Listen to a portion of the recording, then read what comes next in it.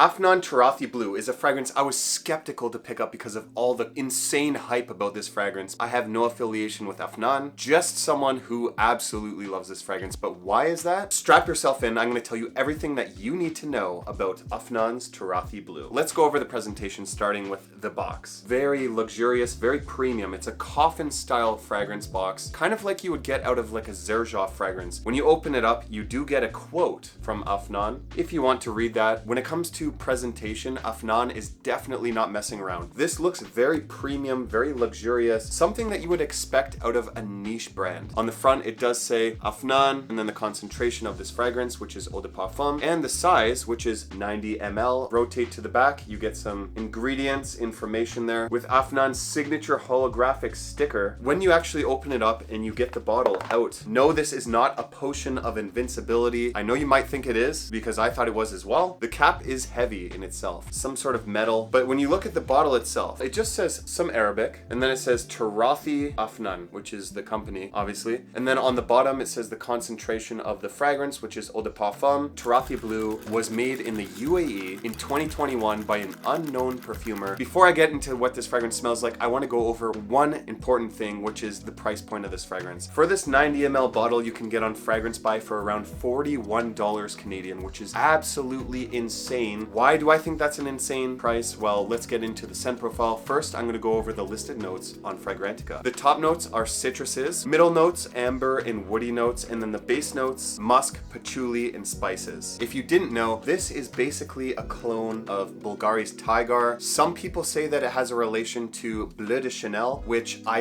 really do not know how anyone got. Like, I think one content creator maybe said it. This is definitely an inspiration off of Bvlgari's Tygar. Those citruses is more like grapefruit, like a tart, almost sugar-coated type of grapefruit. Picture the champagne kind of bubbly aspect that you get when you smell a bottle of champagne. I do get the musk in the woods that you would get off of Tygar, except the musk is amplified in here. So this fragrance starts as that bubbly grapefruit, but it definitely progresses. That grapefruit will fade off towards the transition of this fragrance, which I will mention in the performance. Picture Bvlgari Tygar being something that you spray on and it's very linear almost. Afnan Turathi Blue takes it in kind of a more scattered direction, which actually almost improves the scent profile of Bvlgari Tygar in my opinion. It opens it up. You're like, okay, I can see the grapefruit, I can see the woods, I can see the musk. You know, Bvlgari Tygar takes everything and it blends it so nicely that it's kind of linear. Sometimes in perfumery that's done horribly, but I think in here it's a welcome addition because it takes the grapefruit off the top of Bvlgari Tygar and amplifies it in a bubbly, sweet, sugary way that makes it very, very addicting. Afnan's Turathi Blue is so close to Tygar that I don't think I need a bottle of Tygar. I don't own Tygar, but I do own a couple samples, which thankfully Chad from A Gentleman's Journey gave me. This is my second 1.5 ml that I've ran through. Although they do open a little bit differently, Afnan's Turathi Blue grabs me a bit more because the opening is more, I don't want to say it, but sexy. Like, it's sweeter, it's richer, it's bubblier, almost like champagne. If someone gifted me Bvlgari Tygar, I would definitely take it, no doubt. I love this DNA. I love the twists on this DNA, but this is good enough for me. With that being said, this is a fragrance that's definitely better suited for the spring and summertime because it's so citrus heavy. It's a fresh fragrance. Could you wear this in the winter and fall? Absolutely. I don't think this is going to be out of place, especially in an air-conditioned environment. Age range, absolutely versatile. It does have some youthful, playful aspects in here, more than Bvlgari Tygar, but it definitely transitions itself to being a more mature, classy fragrance towards the dry down. But all that does not matter unless the performance is good, right? Well, let's discuss that. I got around